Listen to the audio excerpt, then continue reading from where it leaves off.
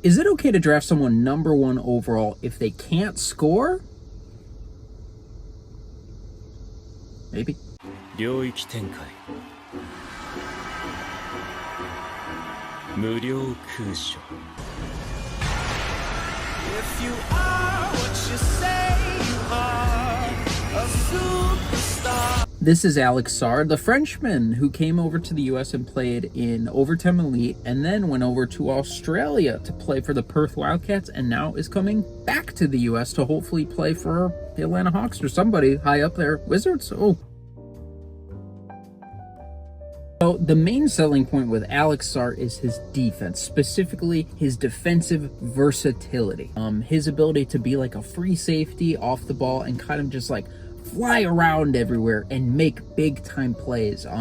He covers so much ground for a 7-footer. He's one of the fastest 7-footers I've ever seen, and it is completely functional on the defensive end. He puts it to use. And so you might think you're safe until you see he's flying in to swat your shot.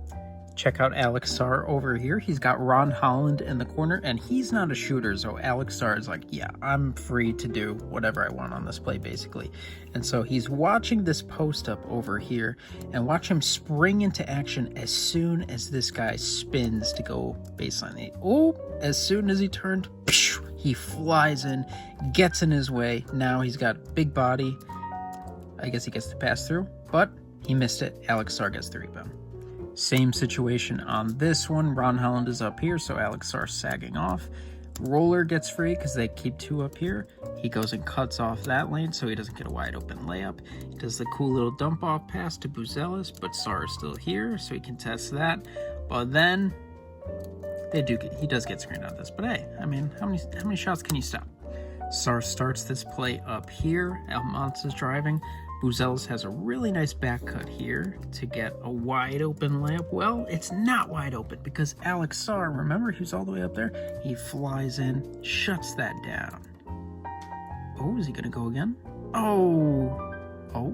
Ron Holland is bringing the ball up here. Sarr's back here with Almanza.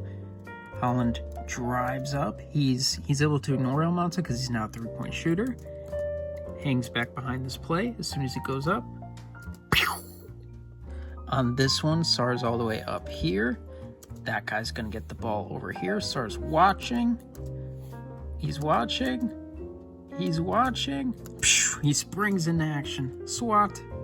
So this is what I'm talking about. It's so rare to see a 7-footer who has this kind of perimeter speed. Like, he gets there. And how many steps did he take to get there? Let's see. 1, 2. Basically two big leaps, right? His ability to switch out on the perimeter is super duper cool too. It opens up a whole world of defensive coverages. You can play with him. You could, if you want to be, hey, we're going to be a switch everything team, go crazy. He can switch onto kind of everybody. Obviously, probably not hanging with the best guards in the NBA, but he's had some incredibly impressive flashes guarding on the perimeter. Again, one of the best perimeter defending bigs that I've ever seen. But I also thought Isaiah Jackson was one of the best perimeter defending bigs I've ever seen. And that hasn't fully come to fruition, so am I a credible source? That's up to you. On this one, he does miss a gamble right here. He gambles for the steal. Oh, and so this guy gains an advantage on him. He drives down. Sarr tries to get back in the play, sees the pass go there, sees there's a little bit of a soft spot right here, a little bit of a gap this guy can shoot through. So he rotates over, makes sure to go on cleanup duty. Out on the perimeter, Alex Sarr is basically just a gigantic wing defender. Here he's assigned to Ron Holland, who is going to be drafted for how bursty he is off the dribble. And watch, he gets him with a little move here, and then gets right there. Oh, he stops, and Alex Sarr goes flying back, but that's not enough space. Swat. So on this play, Sarr is closing out to him. How many 7-footers can contain an athletic wing off a closeout? Like, a closeout should disqualify you from this.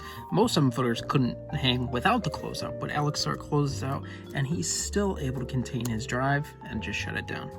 Another drive, another stonewalling. That time he just like barreled into his chest, so nothing crazy, but still. Watch on this play. This is one of his craziest plays of the entire year. He runs for the entire length of the court with Ron Holland the entire way there. Oh, well, he blocked that. On this play, Ron Holland gets the ball coming downhill already. Alex Sarr turns his body that way. Oh, he goes the other way. It doesn't matter. This guy calls for the screen all the way out here, and it ends up being a switch. I don't know if it was a designed switch, but it becomes a switch because this guy realizes, oh, hey, I don't really have to recover back into this play because Alex Sarr is able to hang. It happens again here. Alex Sarr gets switched onto this guy. He has him in isolation. He tries to create anything. It ends up in this pretty tough floater. Misses. Sarr comes down with it. He's switched onto this guy. Tries to blow by him. On this one, Sarr actually makes a little bit of a mistake. He jumps here, and that could have gone bad if, imagine Luka probably just jump into his chest, but doesn't matter. That guy doesn't do this. That guy thinks he's in the clear. He thinks he could spin and go up for a layup. No, he cannot. He's guarding who I think is their point guard all the way up the court. Ends up getting switched onto this guy. Contains him off the dribble. I believe this is Jack McVay, one of the best players in the NBL. I could be wrong here, but this is what happens when he tries to take Sarr off the dribble. This is a really tiny guy, so this guy must be quick, right? He must be super duper fast. Not fast enough. In traditional rim protection, when he's just kind of like hanging back around the rim, can he disrupt shots and stuff? Of course. He's huge, long arms, athletic, and yeah, I think he does a good job. He's probably... You've got the same concerns with him that you have with a lot of other players in his genre, like these skinny, mobile, 4 or 5 type guys. Like, is he guarding Jonas Valanciunas in a post-up super well? Probably not. He's probably, whatever happened to Chet is probably going to happen to him, but as we learned in that playoff series, doesn't matter that much. I don't know. Sané, pump fake, gets to the paint, raises out the rim, Buzelis. John, if he can shoot the ball like that, he's really, really special. Alonzo with the offensive rebound, tons of white jerseys around him. That was affected by Sarr. Alonzo Johnson to pick up his dribble. Now it's Sané working one-on-one against Henschel. Discards the defender. Tyler Smith, his shot no good. Sané, another tip attempt off the shot clock. Johnson, his 3 from the corner. Buzelis, an offensive rebound. He's banging with Sarr, reverse, and Sarr crossover. Gives it up to Smith, going baseline, swatted by Sarr. Gets it back. So they're going to have to get it moving, which is fine by Crawford. Krislovic, Sarr. Great over there in that corner. There's Milton. Can he find that killer blow? This time he does put the head down. Hand off to McVay. There's Sarr. All of a sudden. Which is, again, another one that wasn't on the bingo card tonight. First attempt of the night, off target. And Jack Jumpers get another look at things. With a fresh 14 on the clock. Doyle drives. Here he is in possession. Adelaide here, and they eventually broke it down. Nick Marshall takes off Adelaide 36ers, put some heat, some pressure on the hoop. Defender, offensive player, unless you know that your teammate has weak side help. So that defensive upside is incredibly cool, right? And that should make you a consensus #1 pick in almost every other draft. Like, if Jaren Jackson Jr. was in this year's draft, probably consensus 1. If Evan Mobley's in this year's draft, probably consensus 1. If any of these guys are in this year's draft, probably consensus 1. Alex Sarr's probably going to go 1, but he's not 100% consensus, and people aren't talking about him the way they would talk about those other guys. They're like, oh, you got the #1 pick. I guess you take that guy. I guess you take Alex Sarr. But what holds back a lot of people's optimism about Alex Sarr, and there's a lot of people who will not have him as their #1 player, and you'll see people say, is he better than Donovan Clingan? Is he better than Kel'el Ware? Is he better than these guys? I think he probably is, but we'll see where I'm at by draft time. But what holds a lot of people back is the offensive game. Like, is there enough on offense to really justify taking this guy at the #1 pick? most exciting part about Alex Sarr's offense is his three-point shooting to me, and he shot 27%, something like that. So you might be thinking, oh great, that's his number one thing, the thing he's not even good at. Well, yeah. Ideally, you want the ball like he's just seen. 2 meters off the three-point line. He needs to catch that lower. I think he's enjoying himself out there. It certainly looks like it. As Sarr fires the three, it's short. Logan came out and found the open man sitting in the corner. Great execution out of a break for CJ. And different tomorrow morning if the Phoenix are 1-1 as opposed to 0-2. Don't even trip. Rotation came out and found the open man sitting in the corner. Great execution out of a break. When his team needed it. Finalist last year. Award winner this year. Seeing what he's done at the defensive end. Webster finds Sarr wide open. The rookie. No, because well said this before. He is kind of good at it. There's reasons to be optimistic. Look at this. When it comes to projecting draft prospects as shooters, it's not one-to-one. It's not as if you look at their three-point percentage and you say, okay, he shot good as a prospect, he'll shoot good as an NBA player. He shot bad as a prospect, like 25%, he'll be bad shooter as an NBA player. That's not how it works. Projecting shooting is more like a puzzle. So there's a lot of pieces and it's all blue sky, and there's like no clouds, and you gotta put it together. And your dad's yelling at you now. The puzzle pieces are three-point percentage, obviously. If you're good at making threes, hopefully you're good at making threes. 2-point jumper percentage, so like mid-range jumpers, that seems self-explanatory. If you're good at making mid-range jumpers, you could probably figure it out from 3-point. Use our skill set and our speed and our athleticism to get easy looks. Sarr spinning. Steve Smith of Atlanta Hawks, correct? Steve Smith. Not the cricketers, though. Okay, I thought. They missed their first 7 threes in game 1. Put them on the back. Corey Smith-Milner outside. Sarr works on Humphries. Tough shot up. Touch shots. And so these are floaters. These are like hook shots around the rim. These are runners, little because the whole idea of translating a shooter is you're kind of trying to figure out if they have touch. And so maybe you have some form questions, maybe you have some power transfer questions as a shooter beyond the three-point line, but when you're around the rim, you got it all figured out. You got the Tony Kukoc ping pong touch. You go, and you know what you're doing. There's optimism, there's hope for you then that you could probably figure it out as a three-point shooter. Free throw percentage is obviously a big one. I think that's made it mainstream. I think people know to if you see like a 30% three-point shooter and you see 85% free throw shooter, it's like, oh, you probably have good touch. Three-point attempts rate is actually the most predictive factor. I didn't realize it was the most predictive factor until this past, like a month ago. And so if you're taking a lot of threes, that's a really good sign too, because if you're taking a lot of threes, you're probably pretty confident in your shot. You're probably gonna figure it out, because a lot of shooting is confidence. And then shot making. And so if you have any kind of degree of like difficult shot making, then that's a really good sign, because some guys, they kind of go into this mode where they're like, I'm only taking the hardest threes possible, and so their percentage will be dragged down because they're like I'm literally James Harden. I'm literally 2018 James Harden at Pepperdine or something, and so their three-point percentage might look a little rough. Think Austin Reeves is that way, right?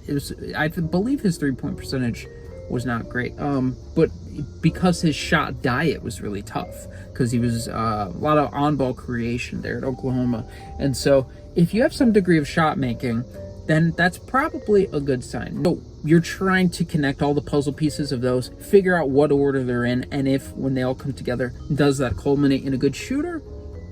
I don't know. You got to figure it out. But when it comes to Alex Sarr, I'm optimistic. I want to buy into the shot, because when it's good, it looks good. And I just buy into his touch and his shooting ability. But I'm also the guy who bought into Killian Hayes' shooting ability. Silly me, 90% free throw shooter everywhere he goes.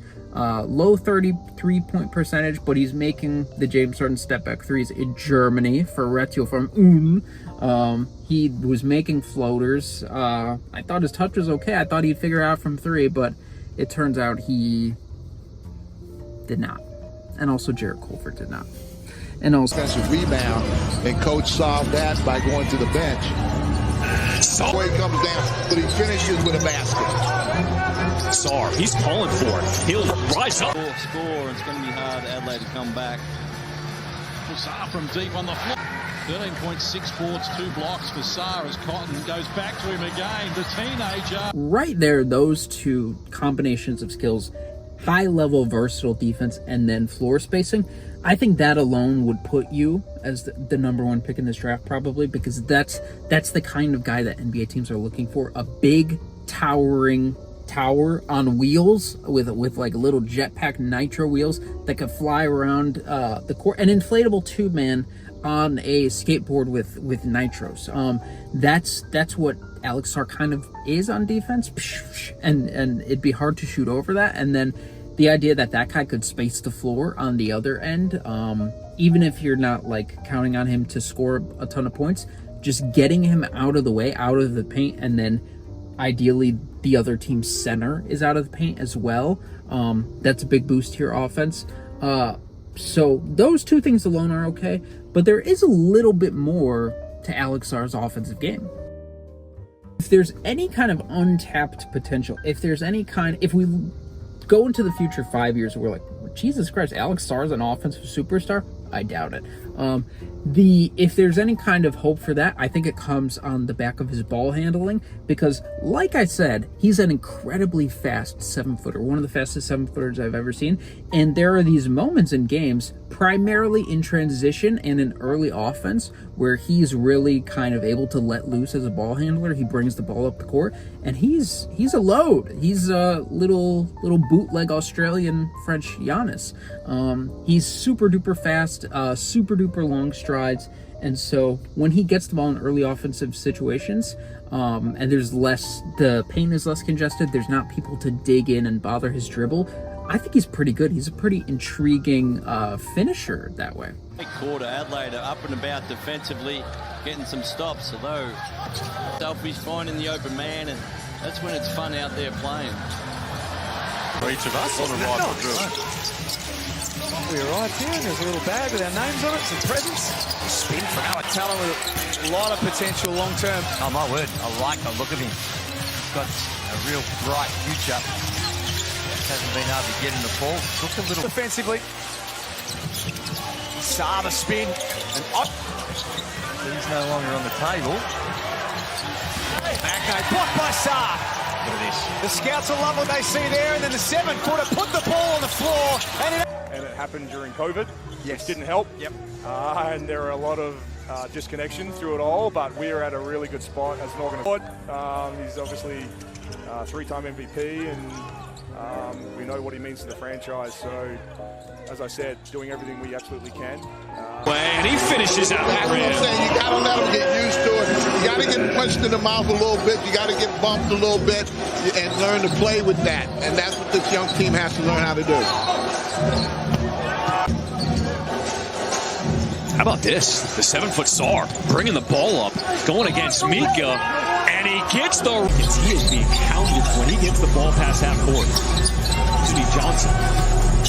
Now another steal. Here comes Perth. They've got a 2-on-1 time here in America. But a turnover now for Perth Wildcats. Here goes. My hope ultimately with the ball handling is not that he could transform into Giannis or any type of Giannis player, but my hope with the ball handling would come in two situations. And so those situations would be primarily DHO. DHO is taking over the NBA. It's the new pick and roll.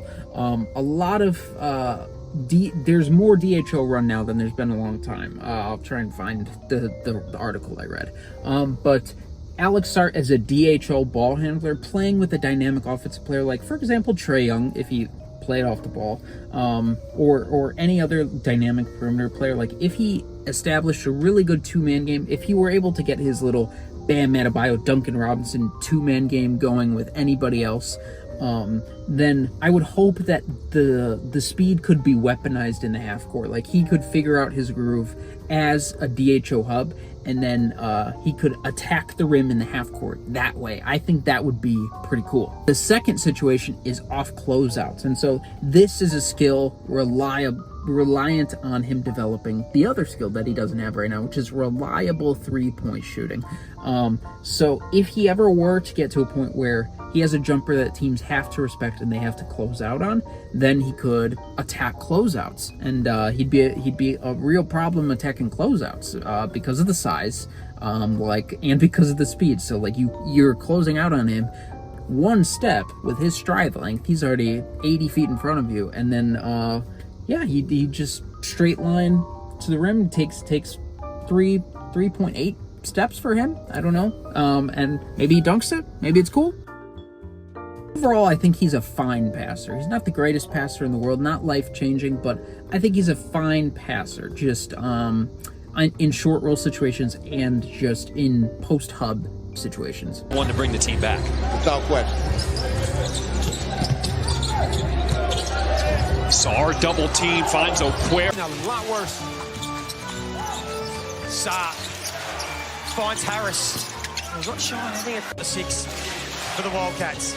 Here he is again. Good ball movement. Wagstaff. Lead right now. Yeah, a lot of those shots have come from inside out. I think the most obvious well he'll go to as an offensive player is as a play finisher, as just roll man, hopefully lobbed right in time, dunker, spot dunking, cleanup duty on the offensive boards, that kind of stuff. But he's not elite at that. This is not Derek Lively. He's not exploding off the ground, finishing everything in sight. But that's something I think he'll be able to do at an okay level, not a game-changing level. Already bought in. Out the rim, and he contests. The best learning experience a player can have is playing with other good players and see what makes them. And now he can just relax and have fun out there. Cotton, the lane opened up, and so. It's all happening for them in the second. Cotton on the drive, finds. Steindl goes to ground. There's Alex Sarr. Webster. Alex Sarr. Usher with Sarr. He and Cam Glidden were out on the course yesterday, I think. Beautiful conditions. Here's Sarr. And so the biggest questions I think he'll have to address to be a good player in the NBA, obviously the shooting, number one. He's got to build himself into a credible three-point shooting threat. Otherwise, it dents a lot of his value. The other thing is finishing in traffic and through contact. He's not the greatest finisher through contact and in traffic, and he's not the best leaper. Like I said, he's not exploding off the floor like a lot of these guys we see, like the Derek Lively types, like the Gafford types. He's not that level of leaper. He's fine, I think, but you could see it. You could see it. And you know what? When you speak to Quatnoy, one of the things he is, he's so comfortable in this environment. He's the last 5 minutes of the game. Shot clock a single digit. To hit the all front of the rim. He's going to get that ball up, and they down the other. Little reluctant to pull the trigger. Hasn't hit a shot in the game. Sarr looked a little nervous. Doolittle reluctant to pull the trigger. Hasn't hit a shot in the game. Sarr looked a little nervous. To the wire. You know it will when it's a Tassie game. Sarr back sitting behind all the players right now, alongside the medical team. The true answer. Sarr, he's now running the break, breaks up his dribble. So when we talk overall upside, what is a realistic hope for this guy? Let's say you're drafting him at number 1. What are you hoping for? Well, I think the obvious projection that a lot of people throw out is a Jaren Jackson Jr. type player. Now, obviously not Jaren Jackson. I think he's a better prospect, and they're different in some ways. But you're hoping that you can get a guy who play him at the 4, let him run around, block a bunch of shots, hopefully avoid some post-up bruising centers by playing him next to a bigger 5 guy, And then on offense, you're hoping that he can make threes, that he can drag the other team's big man out, and that maybe there's a little bit untapped on-ball creation potential, maybe. If we take it a step lower, which in this draft you probably do want to be more pragmatic, maybe you hope for a Jonathan Isaac type outcome. That's another comp a lot of people are throwing out there. Durable Jonathan Isaac, that's a really good player. Jonathan Isaac, who was not born in Florida, we'll say that. Who's a better floor spacer. Now, Jonathan Isaac this year, I believe, shot like 38% from three on really low volume, but at the end of the day, he's a really limited offensive player, and it hurt them during the Cavs series. We are hoping Alex Sarr could give you a little bit more as a spacer, as a half-court post-hub DHO type guy. So if you get that player, that's pretty good, right? I think so. Another guy maybe he could function similar to is Nick Claxton. Again, different players, because Nick Claxton is a big-time leaper, right? As like a lob threat finisher, roll man. But defensively, kind of a similar experience you're hoping. Luka shouted out Nick Claxton as being a really good defender.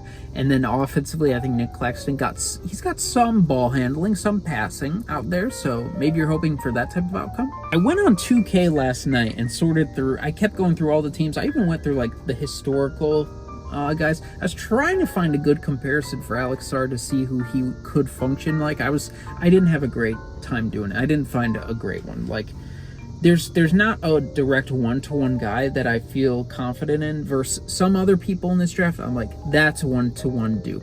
That guy is literally Isaac Okoro.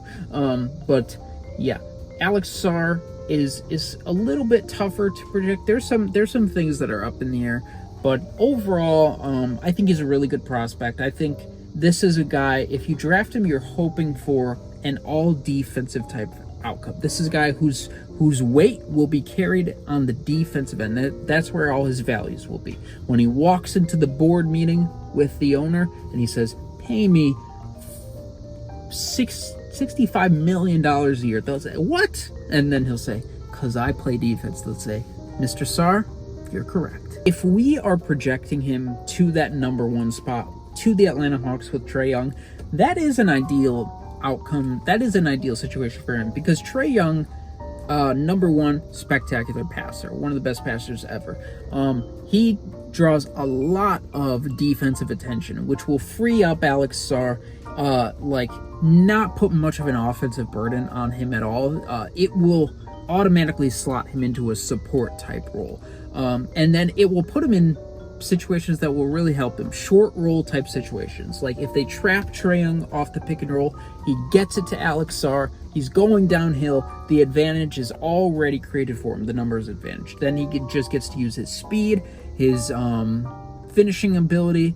Hopefully there's not anyone there, but and then he's got his short roll passing, and you're hoping he can develop into a menace like that. And then defensively, you're hoping, please God, put out the Trae Young fire. Trae Young is going to create a lot of fires, even though he did improve this year defensively. But Alex Sarr is the kind of defensive player you want to cover for somebody like Trae Young. He's the kind of Swiss Army defensive piece that you need to survive with somebody like Trae Young on the court. And so, from that perspective, it is a really good fit in Atlanta. Should they keep Trae Young? Now, should they keep DeJounte Murray? I think it's a little bit rougher. Obviously, if DeJounte Murray buys back into being a good defensive player, then with Alex Sarr behind him, that's pretty cool, but I don't know if that's realistic, if that'll happen. DeJounte Murray's offense is kind of a mid-range self-creation type. I don't know how much synergy there is with DeJounte Murray and Alex Sarr's offense. And then another question you have to ask is Jalen Johnson. How can he coexist with Jalen Johnson? Well, defensively, it would be amazing. It would be incredible. Offensively, Jalen Johnson really benefits, I think, from a lot of those short roll type situations, because he's a guy who can't necessarily create an advantage himself, but when he gets it from Trae Young and from others, he's really good at capitalizing on it. if Alex Sarr is taking those reps away from him, that's not great. And so I do think you really want Alex Sarr to work out as a shooter so he can hang out on the perimeter and make space for Jalen Johnson to be great too. But overall, if the Hawks take Alex Sarr, I think it's a good pick. I think he'll be a really good player. If he doesn't work out, I think there's probably still a good chance he'll be a good defensive player off the bench. I don't know anyone with his like defensive profile coming into the league that didn't work out. I guess Mo Bamba didn't work out, but I don't think he had the same type of motor that Alex Sarr has. Alex Sarr is a great motor. So I think at the very least, I think Alex Sarr's floor is a really good bench piece. Like maybe Jared Vanderbilt. Not again, Jared Vanderbilt's a little bit tinier, like 6'8", but maybe that's worst case scenario. I think that's the kind of guy you end up with. A guy who not giving you a whole lot on offense, but you can throw him in the game and he'll really disrupt things with his size, with his length, with his activity on the defensive end. And so yeah, if you're terrified about the floor, it comes down to Jared Vanderbilt. How do you feel about Jared Vanderbilt? But I think Alex Sarr is really good.